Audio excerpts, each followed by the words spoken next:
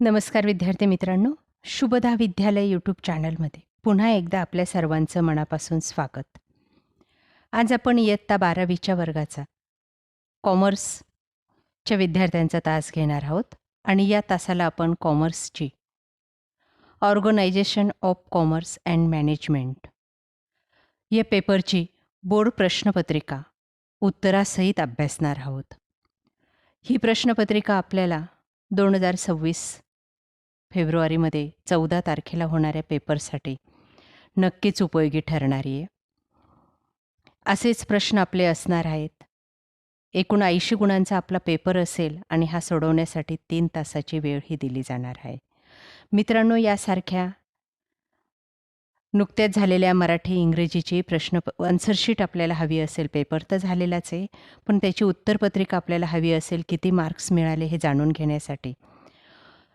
तर त्यासाठी सुद्धा डिस्क्रिप्शन बॉक्समध्ये दिलेली प्लेलिस्ट पहा बोर्ड क्वेश्चन पेपरची. त्यात आपल्याला सर्व विषयांच्या प्रश्नपत्रिका उत्तरासहित सोडवलेल्या मिळतील. त्यामुळे आपल्याला जास्तीत जास्त मार्क्स मिळवायला नक्कीच मदत होणार आहे. आजचा पेपर हा आपला 80 गुणांचा असेल, 3 तासाची वेळ मिळेल आणि यासाठी आपल्याला काही महत्त्वपूर्ण सूचना या पेपरवर दिलेल्या आहेत बघा. त्या काळजीपूर्वक वाचा आणि त्या सूचनांचं पालन करून आपण पेपर हा सोडवायचा आहे. सर्व प्रश्न सोडवणं अनिवार्य असणार आहे. उजव्या बाजूला जे काही गुण दिसत आहेत ते प्रश्नाचे गुण आहेत.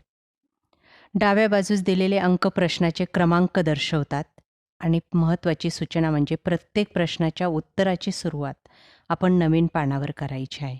म्हणजेच प्रश्न पहिला अ, ब, क, ड हे जे काही प्रश्न आहेत ते तुम्ही नवीन पानावर लिहा, वेगवेगळे सविस्तर.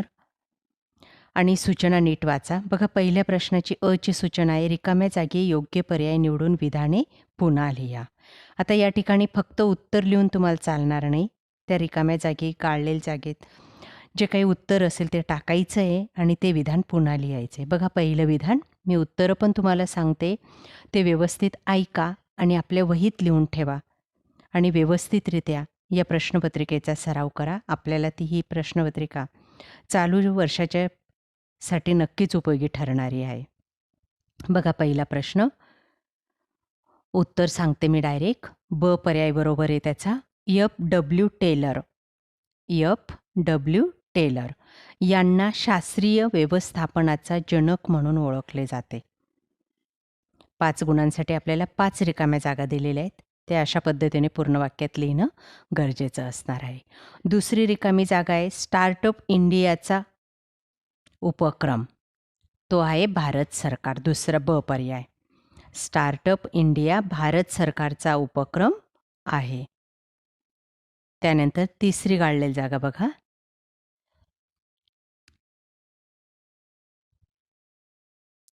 क हा पर्याय बरोबर आहे. रेल्वे वाहतुकीमुळे घरपोच सेवा दिली जाते. रेल्वे वाहतुकीमुळे घरपोच सेवा दिली जाते. चौथा पर्याय, गाळलेली जागा, आर्थिक वाढ आणि देशाच्या सुरक्षिततेसाठी. पर्याय बरोबर आहे. राजकीय स्थिरता आवश्यक असते. 5वी गाळलेली जागा, ग्राहक संरक्षण कायदा सर्वप्रथम. क पर्याय 1986 वर्षी अस्तित्वात आला. या पद्धतीने उत्तर लिहायचे. त्यानंतर ब भाग दिला आहे बघा, योग्य जोड्या जुळवा. 5 गुणांसाठी 5 जोड्या आपल्याला लावायच्या आहेत. पहिलं, निर्देशनातील एक वाक्यता. त्याचं उत्तर आहे चौथा पर्याय, एक वरिष्ठ एक योजना. ब नियोजन. त्याचं उत्तर आहे दुसरा पर्याय, व्यवस्थापनाचे अंतिम कार्य. क गोदाम. त्याचं उत्तर आहे तिसरा पर्याय, विशिष्ट नाव. ते आहे ट्रेडमार्क. ड ग्राहक अधिकार. त्याचं उत्तर आहे एक, माहितीचा अधिकार. आणि ई नोंदणीकृत बोधचिन्ह. त्याचं उत्तर आहे तिसरा पर्याय, नाही,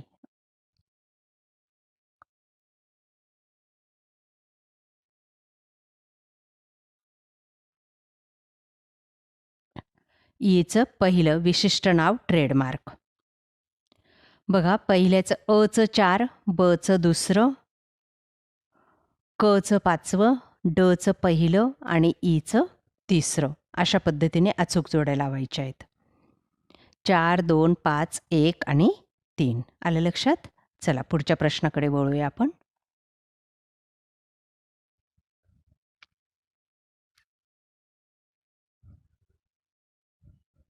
क भाग.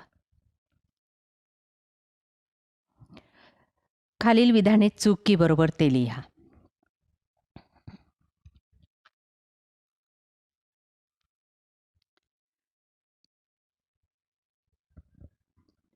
पाच गुणांसाठी हा प्रश्न आहे. पहिलं वाक्य, संघटनात्मक कार्य सुरळीत होण्यासाठी सहकार्याची आवश्यकता नसते. हे विधान चूक आहे. दुसरं, चालू खाते कर्मचारी उघडतात. उत्तर आहे चूक. तिसरं, बाह्य सेवा पुरविणाऱ्या संस्थेच्या मदतीने कंपनी महत्त्वाच्या क्षेत्राकडे लक्ष पुरवू शकते. विधान बरोबर आहे. चौथं, विक्रेत्याने ग्राहकाच्या अधिकारास मान्यता दिली पाहिजे. बरोबर. 5.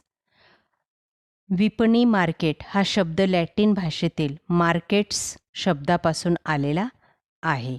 बरोबर. पहिल्याचं चूक, दुसऱ्याचं चूक, तिसऱ्याचं बरोबर, चौथ्याचं बरोबर आणि पाचव्याचं बरोबर आहे. या पद्धतीने 5 गुण मिळवायचेत. ड भाग बघा, गटात न बसणारा शब्द शोधा 5 गुणांसाठी. पहिलं, 1. निवड, प्रशिक्षण, समन्वय आणि नियुक्ती.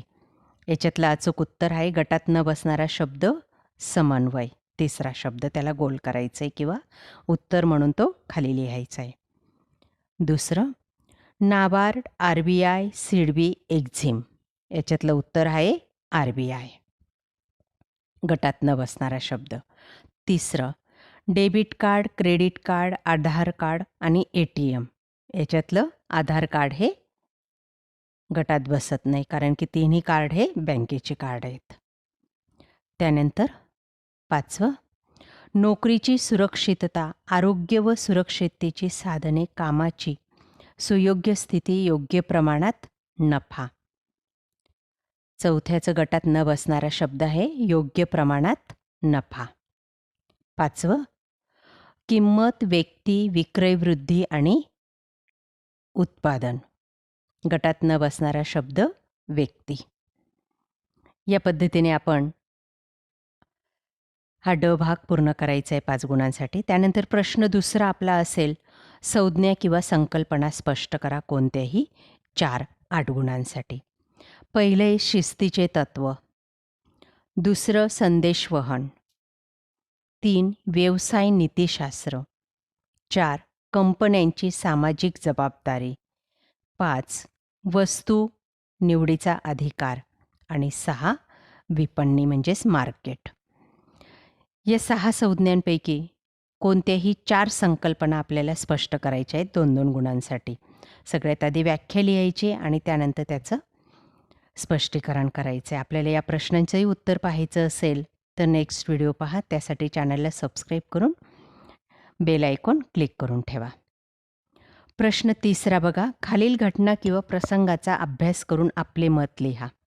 6 गुणांसाठी हा प्रश्न आहे. बघा, ते विधान दिलेलं आहे.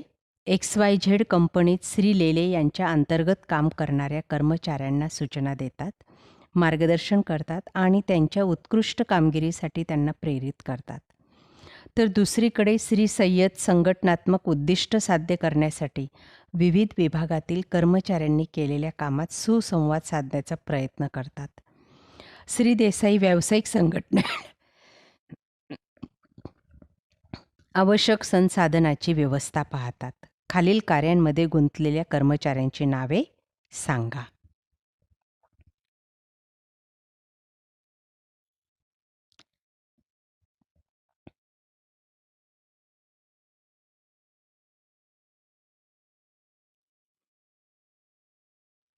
त्यानंतर पुढचे प्रश्न तशाच पद्धतीचे आहेत बघा, वाचा. आणि कोणत्याही 2 प्रश्नांची उत्तरं आपल्याला या ठिकाणी लिहायची आहेत. 3 प्रश्न दिलेले आहेत. त्यानंतर पुढचं बघा. प्रश्न 4. फरक स्पष्ट करा. कोणतेही 3. 12 गुणांचा हा प्रश्न आहे. पहिला फरक, निर्देशन आणि समन्वय. 2. रस्ते वाहतूक आणि रेल्वे वाहतूक. 3. करदेय गोदाम आणि करदत्त गोदाम. आणि 4. जिल्हा आयोग आणि राज्य आयोग. प्रश्न 5वा आपला असेल, थोडक्यात उत्तरे लिहा. कोणतेही 2 8 गुणांसाठी. 1. हेनरी फेयल यांची व्यवस्थापनाची कोणतीही 4 तत्वे स्पष्ट करा. दुसरे, उद्योजकाची कोणतीही 4 वैशिष्ट्ये स्पष्ट करा. 3. व्यवसाय प्रक्रिया बाह्य सेवा BPOचे फायदे सांगा. यापैकी कोणत्याही 2 प्रश्नांची उत्तरं लिहायची आहेत. सविस्तररित्या लिहा. 4-4 गुणांसाठी हा प्रश्न आहे. त्यानंतर प्रश्न 6वा, खालील विधाने सहकारण स्पष्ट करा. कोणतेही 2 4 गुणांसाठी. 1. संसाधनांचा योग्य तो वापर करण्यासाठी व्यवस्थापनातील तत्वांचा उपयोग होतो. दुसरं, परंपरागत व्यवसायाच्या तुलनेत व्यवसायाची स्थापना करणे सोपे आहे. 3. कामगारांच्या व्यवस्थापनातील सहभागास व्यवसायाने मान्यता द्यावी. आणि 4. ग्राहकांमध्ये उत्पादनाची ओळख निर्माण करण्यासाठी मुद्रीकरणाची आवश्यकता असते. 4-4 गुणांसाठी हाही प्रश्न आहे. सविस्तररित्या याचंही उत्तर लिहायचं आहे. त्यानंतर 7वा प्रश्न बघा. खालील प्रश्न सोडवा. कोणतेही 2 10 गुणांसाठी. 5-5 गुणांसाठी एक प्रश्न आहे. पहिलं, नियोजनाचे महत्त्व सांगा. 2. बँकिंग सेवा स्पष्ट करा. 3. ग्राहकांचे अधिकार स्पष्ट करा. प्रश्न 8वा, शेवटचा प्रश्न असणार आहे 8 गुणांसाठी. एकच प्रश्न आपल्याला सविस्तररित्या लिहायचे. कमीत कमी 1.5 पेज तरी उत्तर याचं असलं पाहिजे, किंवा 8 मुद्दे तुम्ही लिहा. बघा तो प्रश्न. विमा म्हणजे काय? जीवन विम्याचे आयुर्विमा प्रकार स्पष्ट करा. किंवा विपणन मिश्र म्हणजे काय? विपणन मिश्राचे 7 P स्पष्ट करा. अशा प्रकारे विद्यार्थी मित्रांनो, आज आपण